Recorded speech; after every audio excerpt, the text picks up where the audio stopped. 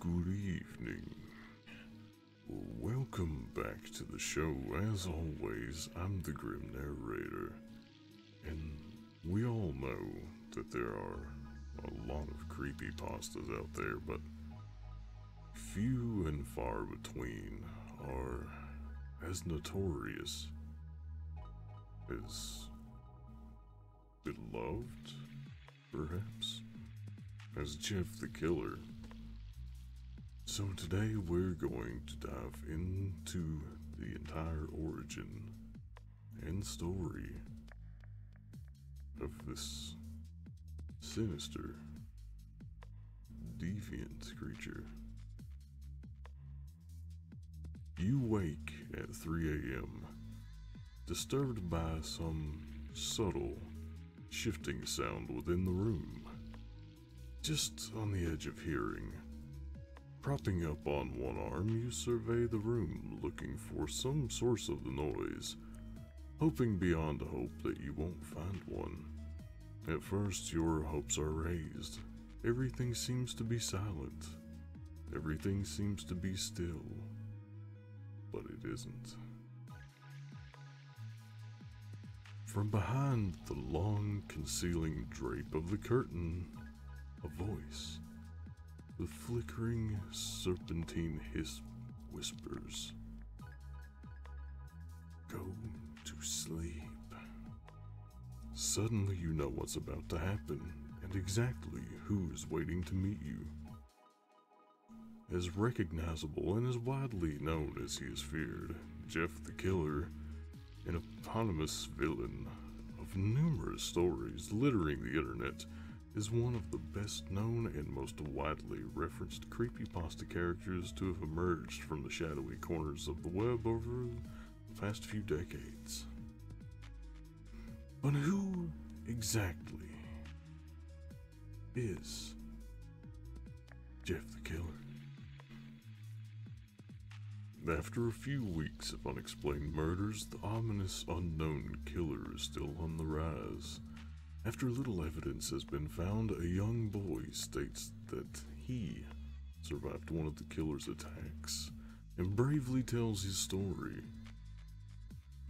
"I had a bad dream and I woke up in the middle of the night," says the boy. "I saw that for some reason the window was open, even though I remember it being closed before I went to bed. I got up and shut it once more. Afterwards, I simply crawled under my covers and tried to get back to sleep. That's when I had a strange feeling, like someone was watching me. I looked up and nearly jumped out of my bed. There, in the little ray of light illuminating from between my curtains, were a pair of eyes. These weren't regular eyes, they were dark, ominous eyes. They were bordered in black and just terrified me. That's when I saw his mouth. A long, horrendous smile that made every hair on my body stand up. The figure stood there watching me. Finally, after what seemed like forever, he said it. A simple phrase, but said in a way only a madman could speak. He said, "Go to sleep." I let out a scream, and that's what sent him at me. He pulled up a knife, aiming at my heart. He jumped on top of my bed. I fought him back. I kicked, I punched, I rolled around trying to knock him off me. That's when my dad busted in. The man threw the knife. It went into my dad's shoulder. The man probably would have finished him off if one of the neighbors hadn't alerted the police. They drove into the parking lot and ran towards the door. The man turned and ran down the hallway. I heard a smash, like glass breaking. As I came out of my room, I saw the window that was pointing towards the back of my house was broken. I looked out to see him vanish in the distance. I can tell you one thing, I will never forget that face. Those cold, evil eyes and that psychotic smile. They will never leave my head. Police are still on the lookout for this man. If you see anyone that fits the description in this story, please contact your local police department. Jeff and his family had just moved into a new neighborhood. His dad had gotten a promotion at work, and they thought it would be best to live in one of those fancy neighborhoods. Jeff and his brother Lou couldn't complain though. A new, better house. What was not to love? As they were getting unpacked, one of the neighbors came by. "Hello," she said. "I'm Barbara. I live across the street from you. Well, I just wanted to introduce myself and introduce my son." She turns around and calls her son over. "Billy, these are our new neighbors." Billy said hi and ran back to play in his yard.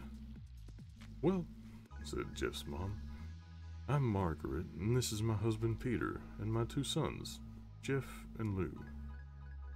They each introduced themselves, and then Barbara invited them to her son's birthday. Jeff and his mother were about to object when their mother said that they would love to. When Jeff and his family were done packing, Jeff went up to see his mom. "Mom, why would you invite us to some kid's party? If you haven't noticed, I'm not some dumb kid." "Jeff," said his mother, "we just moved here. We should show that we want to spend time with our neighbors. Now we're going to that party, and that's final." Jeff started to talk, but stopped himself, knowing that he couldn't do anything. Whenever his mom said something, it was final. He walked up to his room and plopped down on his bed. He sat there looking up at the ceiling when suddenly he got a weird feeling. Not so much pain, but a weird feeling. He dismissed it as just some random feeling.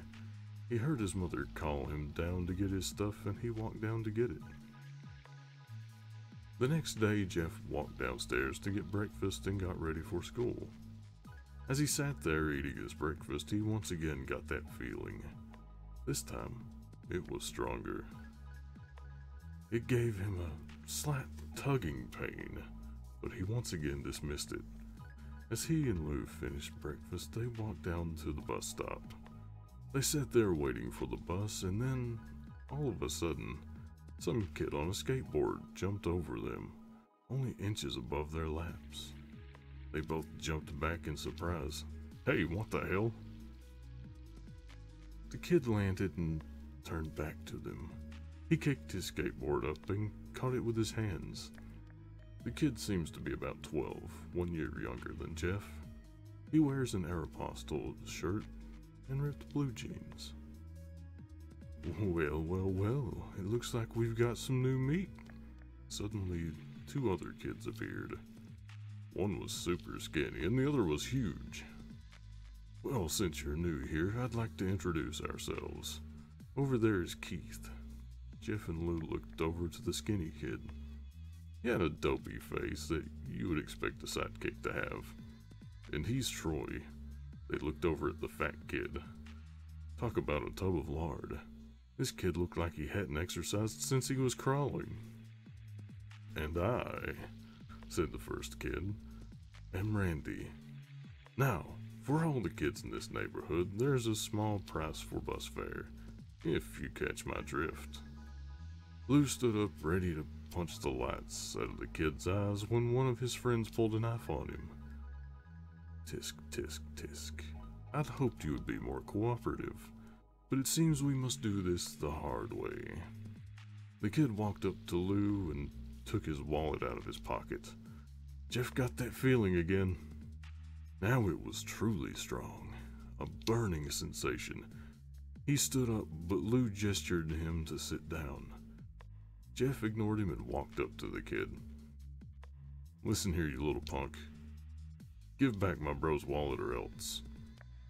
Randy put the wallet in his pocket and pulled out his own knife. "Oh? And what will you do?" Just as he finished the sentence, Jeff popped the kid in the nose.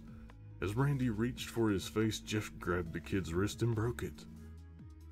Randy screamed and Jeff grabbed the knife from his hand. Troy and Keith rushed Jeff, but Jeff was too quick. He threw Randy to the ground. Keith lashed out at him, but Jeff ducked and stabbed him in the arm. Keith dropped his knife and fell to the ground screaming. Troy rushed him too, but Jeff didn't even need the knife. He just punched Troy straight in the stomach and Troy went down. As he fell, he puked all over. Lou could do nothing but look in amazement at Jeff. "Jeff, how'd you?" was all he said. They saw the bus coming and knew they'd be blamed for the whole thing. So they started running as fast as they could. As they ran, they looked back and saw the bus driver rushing over to Randy and the others. As Jeff and Lou made it to school, they didn't dare tell what happened. All they did was sit and listen. Lou just thought of that as his brother beating up a few kids. But Jeff knew it was more. It was something scary. As he got that feeling, he felt how powerful it was. The urge to just hurt someone. He didn't like how it sounded, but he couldn't help feeling happy. He felt that strange feeling go away and stay away for the entire day of school. Even as he walked home due to the whole thing near the bus stop, and now he probably wouldn't be taking the bus anymore. He felt happy. When he got home, his parents asked him how his day was, and he said in a somewhat ominous voice, "It was a wonderful day." Next morning, he heard a knock at the front door. He walked down to find 2 police officers at the door, his mother looking back at him with an angry look. "Jeff, these officers tell me that you attacked 3 kids, that it wasn't regular fighting, and that they were stabbed." "Stabbed, son?" Jeff's gaze fell to the floor, showing his mother that it was true. "Mom, they were the ones who pulled the knives on me and Lou." "Son," said one of the cops, "we found 3 kids, 2 stabbed, 1 having a bruise on his stomach. And we have witnesses proving that you were fled the scene. Now what does that tell us?" Jeff knew it was no use. He could say him and Lou had been attacked, but then there was no proof of it. And no proof that it was not them that attacked first. They couldn't say that they were fleeing because, truth be told, they were. So Jeff couldn't defend himself or Lou. "Son, call your brother." Jeff couldn't do it since he was the one who beat up all the kids. "Sir, it was me. I was the one who beat up the kids. Lou tried to hold me back, but he couldn't stop me." The cop looked at his partner and they both nodded. "Well, kid, looks like a year in juvie." "Wait," says Lou. They all looked up to see him holding a knife. The officers pulled their guns and locked them on Lou. "It was me. I beat up those little punks. Have the marks to prove it." He lifted up his sleeves to reveal the cuts and bruises, as if he was in a struggle.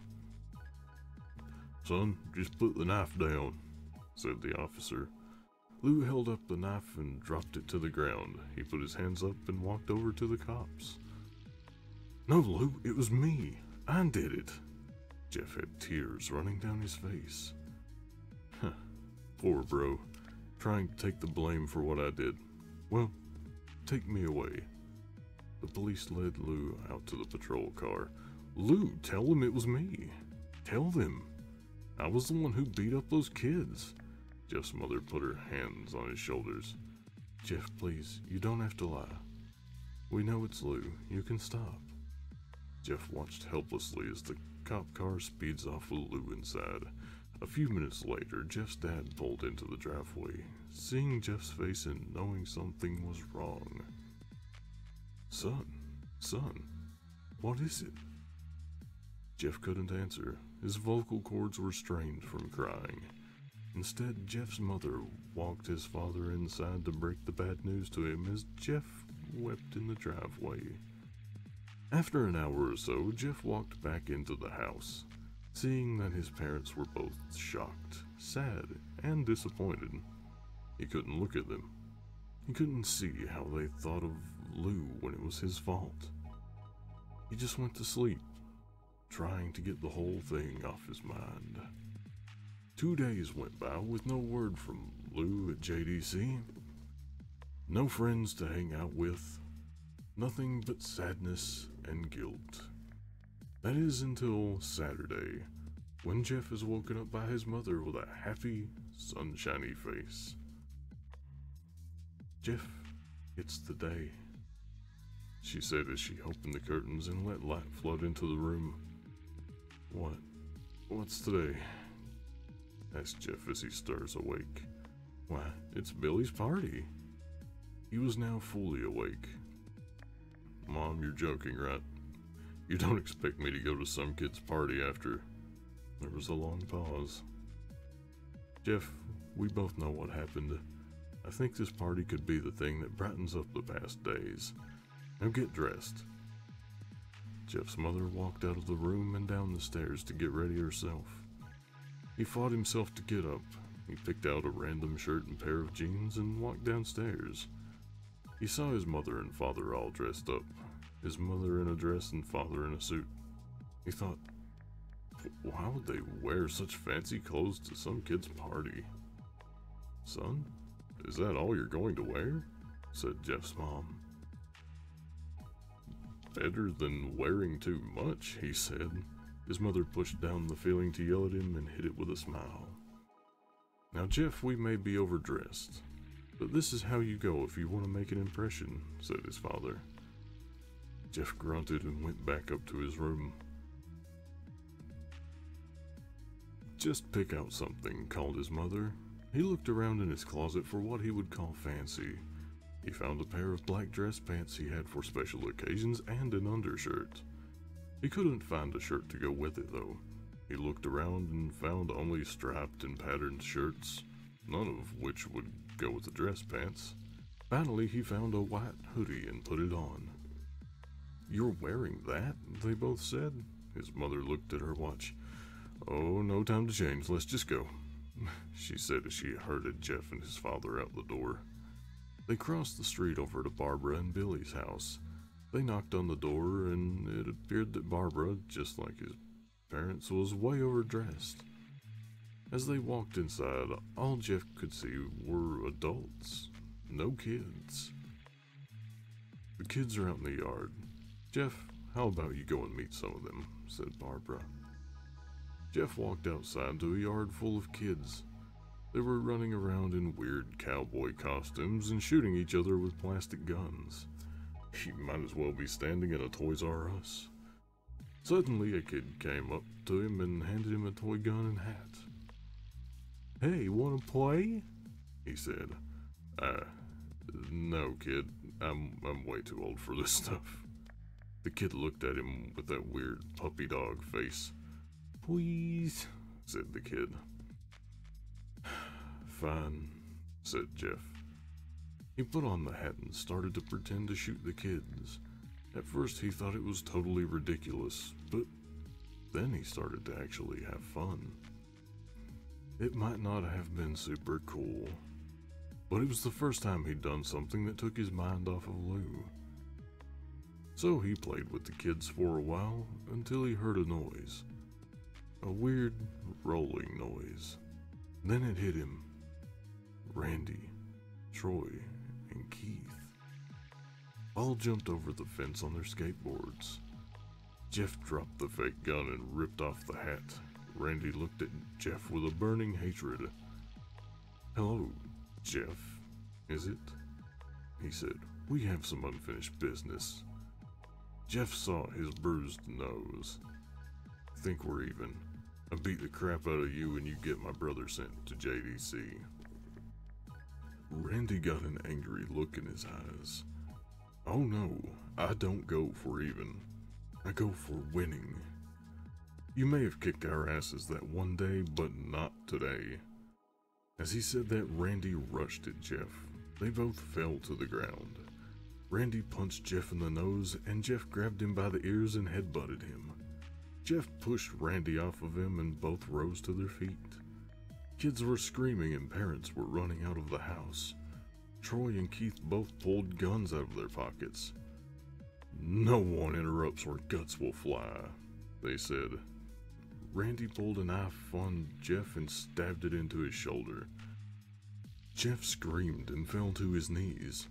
Randy started kicking him in the face. After 3 kicks, Jeff grabs his foot and twists it, causing Randy to fall to the ground.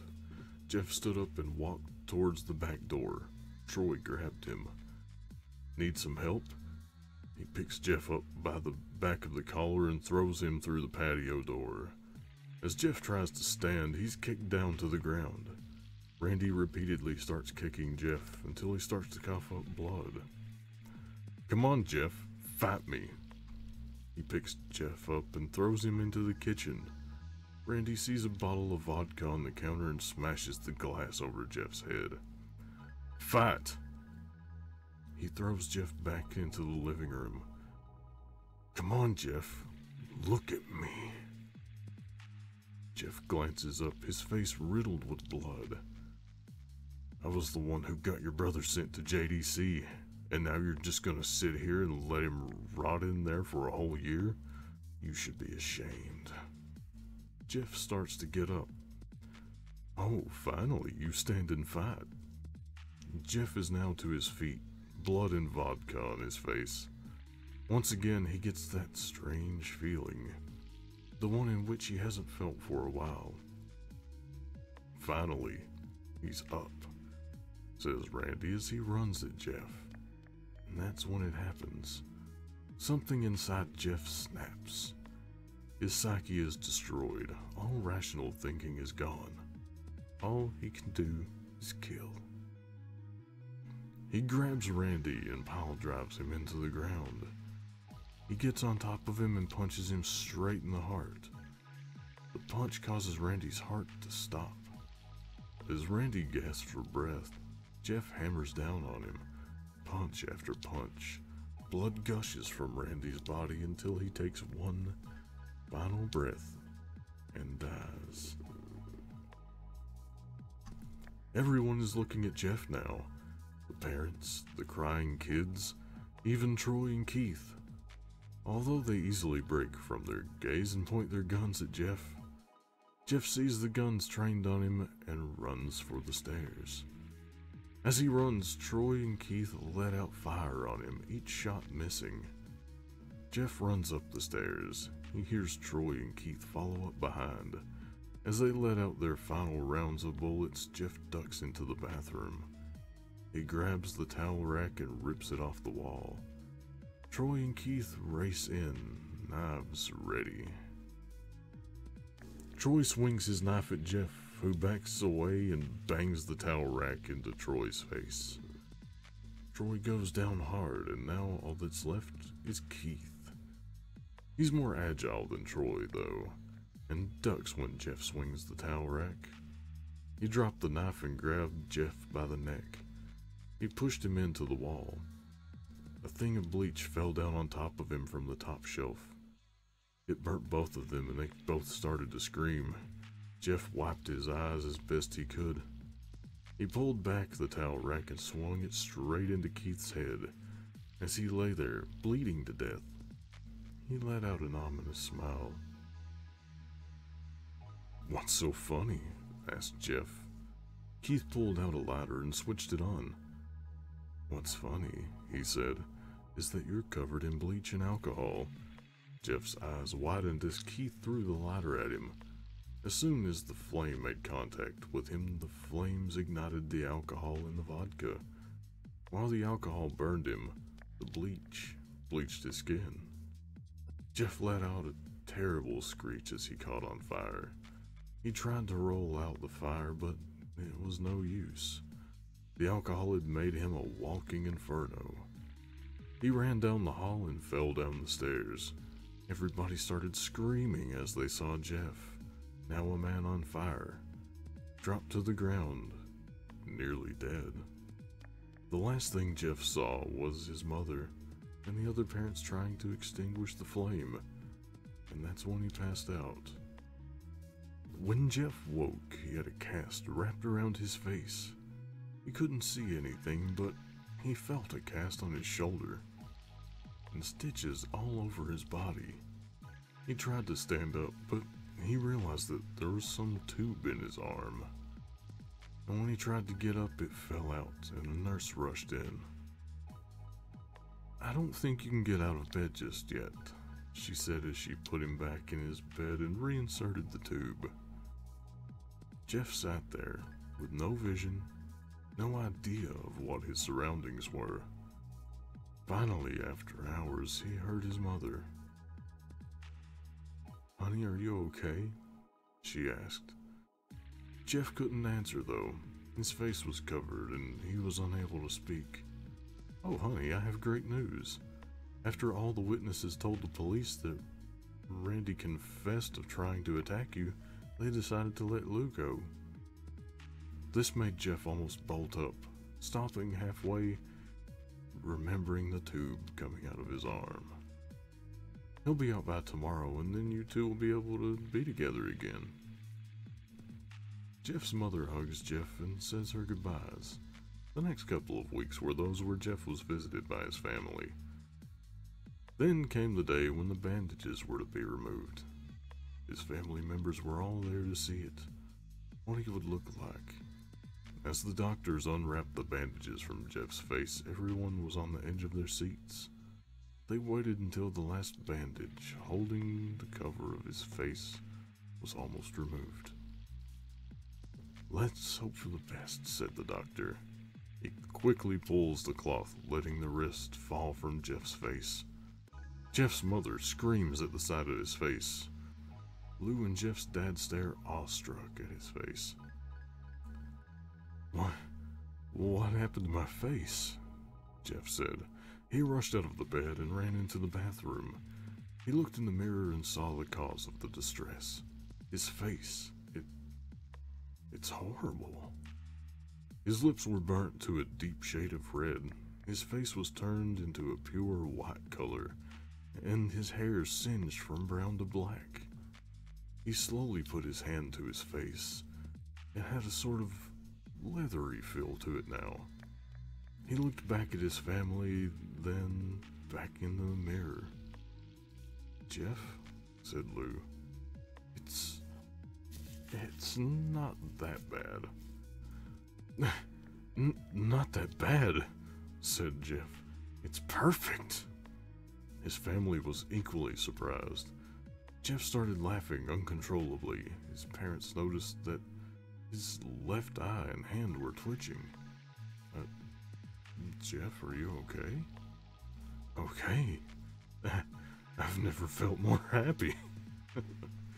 Look at me. This face goes perfectly with me."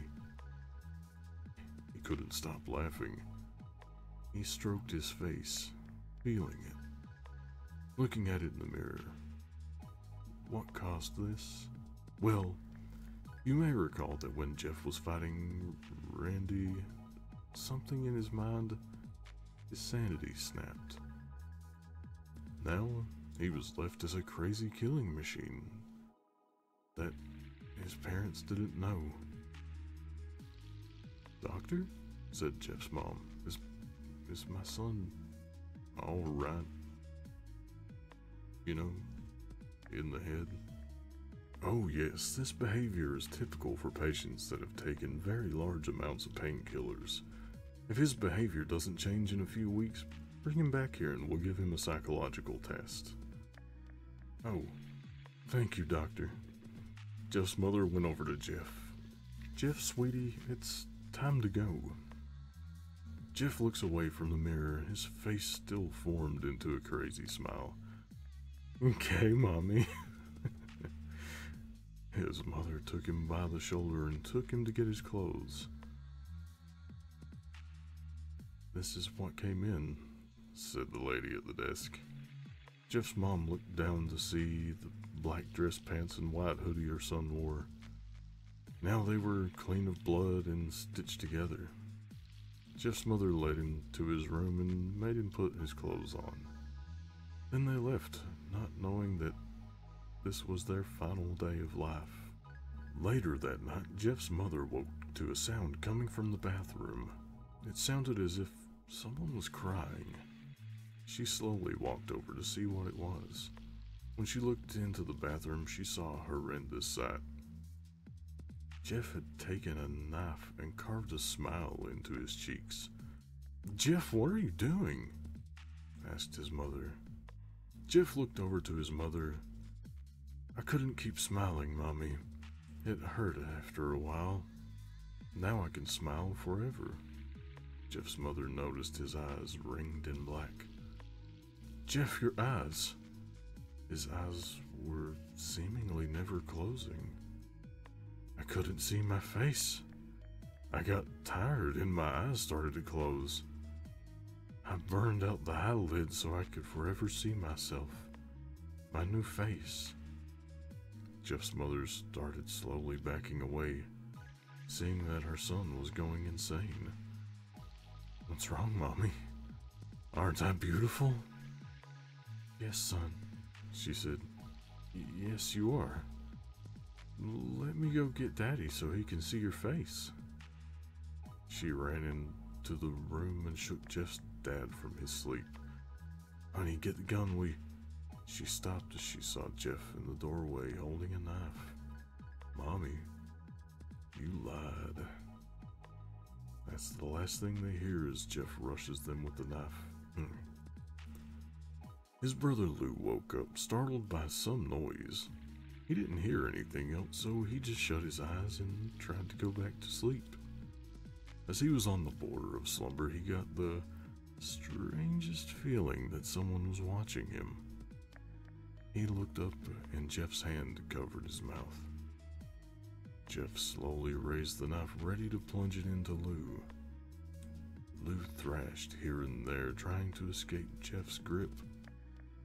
"Shh," Jeff said. "Just go to sleep." And that's the end of the origin of Jeff the Killer. Fairly interesting read, actually.